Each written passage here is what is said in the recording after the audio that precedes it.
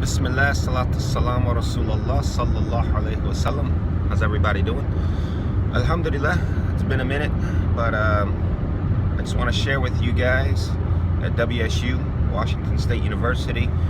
I want to share with everybody, alhamdulillah, some really real news, basically tough news, and then also some amazing news, some good news, because that's pretty much what this life holds for us, and that's what this deen also is giving us, the religion of Allah subhanahu wa ta'ala. It's also telling us both, and we have to remember it's a two-sided message, right? Allah subhanahu wa ta'ala is all forgiving, all merciful, and He has declared that His mercy outweighs His wrath. Alhamdulillah for that decree.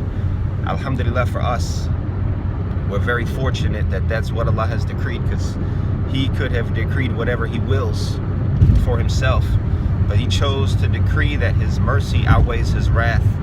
And so we got to be grateful for that reality, because reality could be whatever Allah decrees, and we just have to deal with it if we really understand what the truth is, reality on the ground. However, Allah subhanahu wa ta'ala also says about Himself that He is also the most severe in punishment. And so you see, there's two sides to the coin here. It's not just a one-way, ticket to practice the religion. And so to start off with the tough news, the real news, the harsher news. Basically, subhanAllah, people, they're in school, you guys are in university. I was just there with you guys. I graduated a year ago now, almost, not even a whole year, alhamdulillah. And so I'll just kind of give you a report. What's it like outside when you escape, when you finally break free and you get away? All right, what's happening out here? The real world, right? Subhanallah. So basically what you come to find and what you come to see is that it's completely different. It's not the same at all. Two different worlds. And that's why everyone says the real world. I mean, really, you really realize what people are saying when that happens. It's two different worlds. And so while you're in university, it's really easy to get lost. It's so easy, actually, to get lost. And the majority of the Muslims actually do get lost at university. They grow the biggest misconception that has been taking place for centuries, that I'm here to do whatever I want. I'm here to experience all of these things in the dunya that Allah said don't experience, and I'm gonna fix it all later. And this is where the reality hits, and I'm gonna share that with you.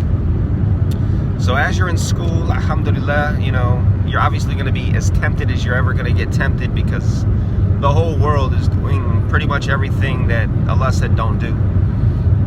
And as these people are going through all these steps and living, in their exploration ways, they're gonna get caught up, and this is how it goes.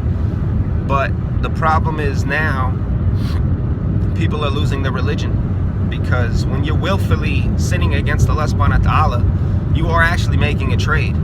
You are pretty much submitting one thing for another. It's not an innocent move that you're doing, right? And so when you're not really making tawbah, Allah's not forgiving you then. And so here comes the consequences. And now let me share those with you. Like I said, I'm going to start with the tough news, right? Tough news is that, subhanAllah, I keep in contact with people, and I still see what's happening, to a lot of the people that, I used to always talk to and just give encouragement to and give the advice to and give the reminder to. And, they come for advice, alhamdulillah. And then, what happens is, people got too caught up. They got too deep into the dunya. They went too far. They committed zina, man. They were drinking alcohol. They did everything. And it's like, as a da'i, as somebody who's reminding the people, someone who's really, really active in the Muslim Student Association, someone who really made that such a priority, to basically help your fellow Muslims, right? It's basically because you're supposed to care about people, actually. Whether they're Muslim or not Muslim, you're supposed to actually be concerned with the state of the affairs of other human beings, not just that you're doing good, right? But what ends up happening is that people don't change.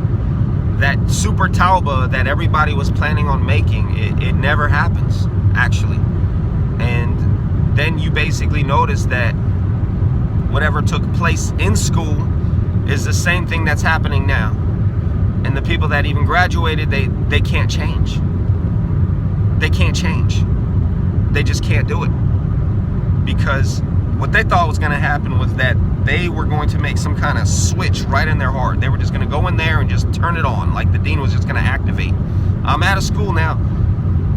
They don't realize they've set so many diseases into their heart running through this, dirty dunya. They caught so many of these diseases that they can't let them go now. And there's Muslims that want to, they want to change. They can't do it. It's really sad because it's too hard. SubhanAllah, there will be people that they got hit so hard. It took a really serious trial in their life to make them realize, what's this life all about? Why am I here? Oh, wait a second, hold on, I got it. This hurts so bad. I lost something so close to me. Whatever it was. Then it wakes them up, but to have to go through such a calamity is something that all of us are going to want to avoid. You understand? Oh, I had to go to drug rehab, or it's a million and one things, man. Nobody can escape the reality, and that's the tough news. That's the real harsh news I want to share about people that now I'm sad for them. You understand? And there's nothing I can do. And you're just sad. You just make dua for them. And you're like, I hope Allah can guide them, man. I hope Allah, well, I know Allah can, but I hope Allah will. I hope they'll find it within themselves to want to be guided. I know people that are hooked on drugs, man. I know people that are hooked on hard drugs. I hate to say it. And with a drug addict, you cannot actually do anything to really help them. They have to want to help themselves. It's the same thing with anybody caught up in the dunya. It's a dunya addict. You become dunya addicts. You understand? And nobody can help a dunya addict unless that person wants to change and help themselves. You understand? But even when they do, they don't want to because it's so hard. Think about it. When you become accustomed to anything in this world, changing is the hardest thing for us because we get used to what we're accustomed to. Do you understand? It's not hard for a poor person to remain poor because they don't understand anything else if that's what they've lived through their whole life. But go to somebody who's accustomed to having money, who's used to being, well off, and then make them poor and see how hard of a struggle that is. That's so hard, subhanAllah. And so I'm seeing this time and time again, and it's just like not something that makes me happy in the least. Like at the end, it's like, there's not this fight between the believing Muslims who are mu'mins and really trying to do their best to remind the people and the people that are just kind of shrugging them off all the time. We don't run around and say, oh, well, Allah's gonna punish them. Then you just see like there's no satisfaction you receive when you see humans fail, especially your Muslim family, man. There's no satisfaction, and it's just sadness. It's sad, man. You can feel it in your heart, and you wish that Allah will guide them, and you pray that Allah will guide them and now help them. But it's sad. It's really sad to see the Muslims falling down, wallahi. And so now we have the Muslim Student Association here at WSU, and it's really saddening to see that such an amazing organization, such a most beneficial thing, something that is like the only outlet Muslims have in a place like Pullman, right? And it's on the verge of being like discontinued. This is really sad news. And this is why I'm making this video for you guys, to try to shed a little bit of light on the situation here, to just try to give a little bit of an explanation as to why this is so important and why this matters so much. Because my experience with the MSA was amazing.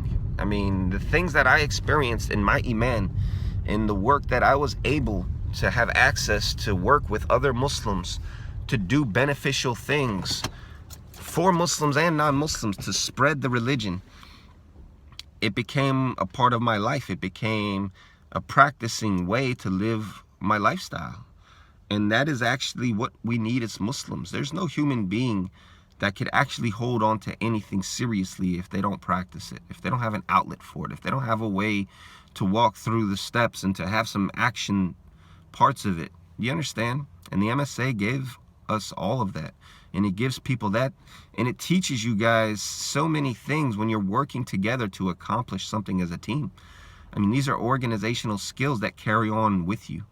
And so I want to share with you now some of the good news, you know, that the mu'mins that I've seen hold on to their religion, and including, you know, the blessings that Allah subhanahu wa ta'ala has continued to bless me personally in my life with as a result of all this work that you're going to put into worshiping Allah subhanahu wa ta'ala and serving your community, you understand, and putting in hours and hours of action steps to benefit people and to just do programs that are exponentially increasing your deeds.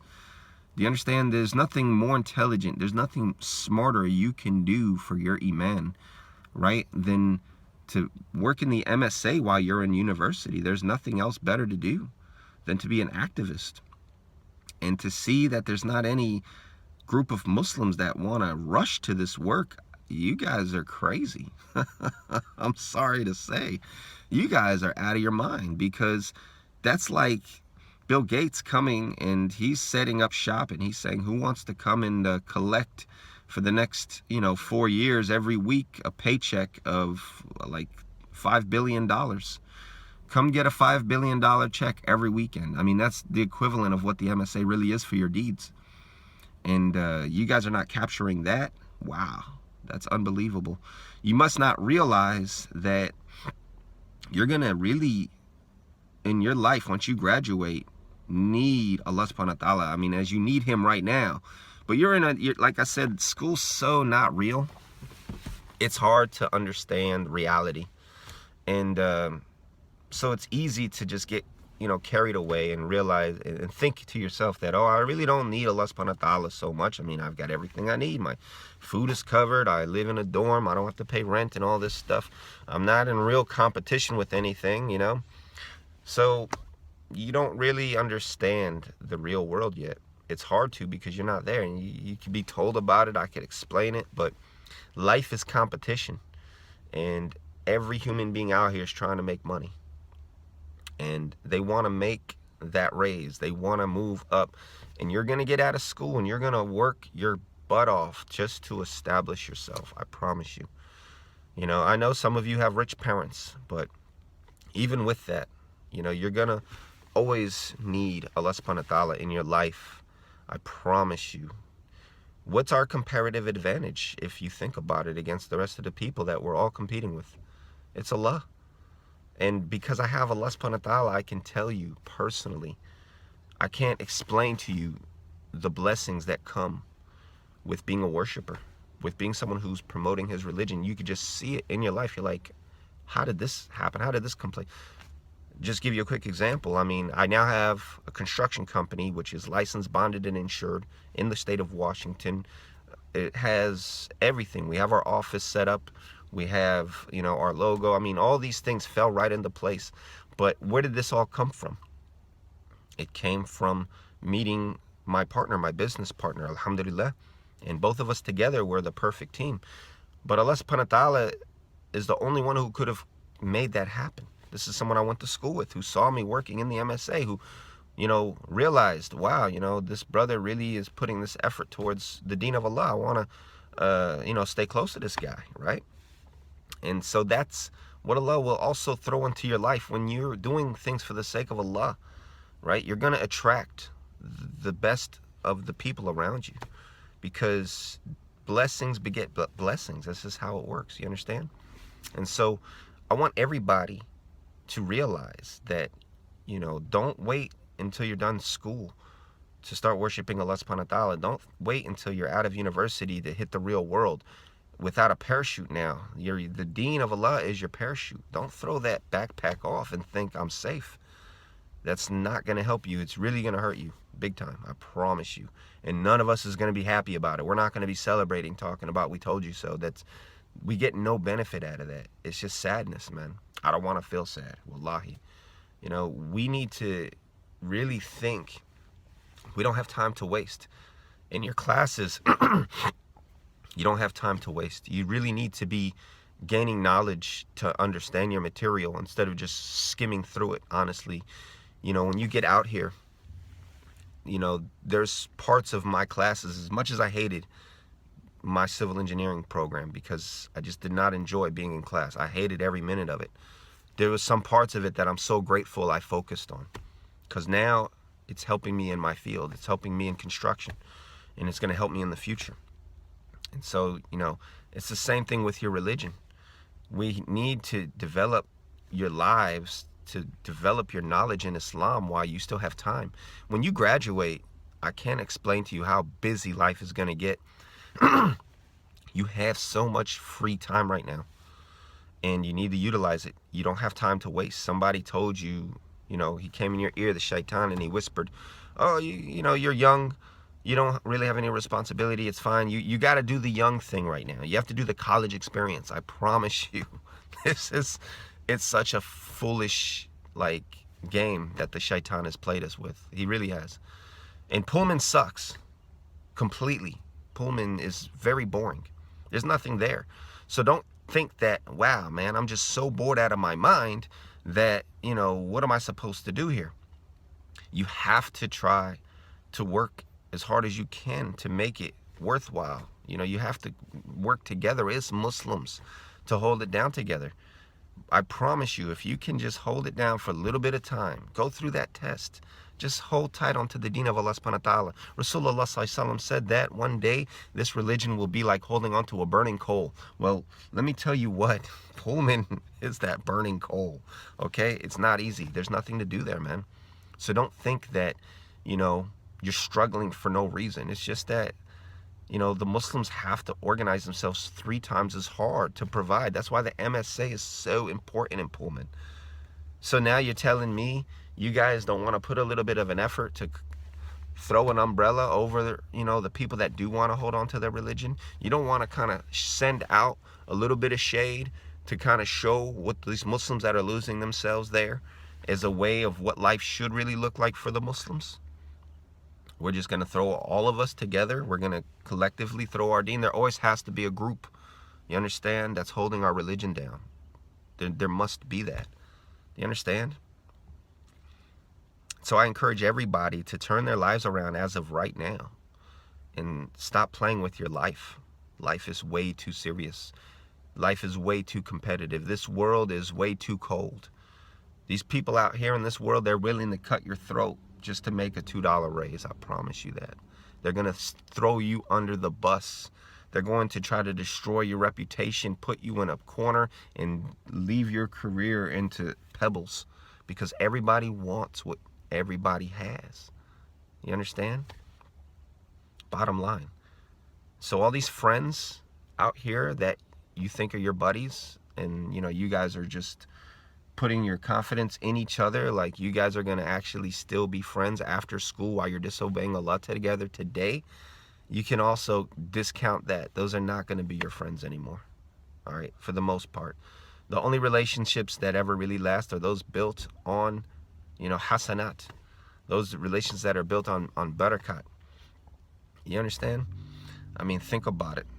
If Allah subhanahu wa ta'ala is the creator, which he is, then how are you going to have anything succeed that is built against him, including a relationship?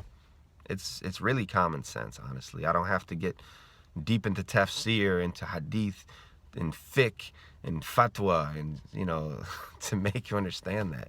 You guys know what you're supposed to do and what you're not supposed to do. So I really want to encourage everybody to, inshallah, wake up and put your best effort in for this Muslim Student Association and reap the reward. And I can't just tell you how much of a reward it is. I mean, la ilaha illallah, it's amazing. It carries on after you're done with school, and Allah subhanahu wa ta'ala keeps putting these blessings in your life, and you realize, subhanallah, I'm glad I invested in that. As much as I didn't pay attention in class, alhamdulillah, I put something somewhere. You understand? Yeah, of course, I wish I would have put more in class because I'm missing some of that knowledge. I wish I could have had more of that knowledge. And I want you guys to focus on this knowledge that you should be grasping. I mean, it's really beneficial. In the real world, you know, these classes are built for a reason. They're not just there for no reason. These people are writing books to help you learn things in the real world. When you get in the real world, you're not going to have much time to learn. Do you understand? Now, establishing a study schedule is so hard. It really is, because you're so busy working. Of course, right? So take advantage of this free time. Don't be stupid. Honestly, don't be a fool. Because at the end, you're going to see who's going to land where. And there's no satisfaction in it, though. You understand? To be, you know, the people that hold on to the deen of Allah subhanahu wa ta'ala and to see others fail. There's no happiness in that. But you still want to send the warning. You still want to save the people. You still want to give them the reminder. So let's be on that group. And do your best. Inshallah, may Allah guide everyone. Jazakallah khair. You know, I hope, inshallah, I gave some good news as well, and along with harsh news and real news, you know. And may Allah guide you guys and hold it down. Inshallah, it's not a long time. I promise it's going to pass so fast. It feels like it's a long time, in Pullman especially. But trust me, man, it's going to end. You're going to have a real life to build, and you're going to look for all the blessings of Allah subhanahu wa ta'ala, I promise. Jazakallah khair. Good luck, everybody. May Allah bless everyone. Assalamu alaikum.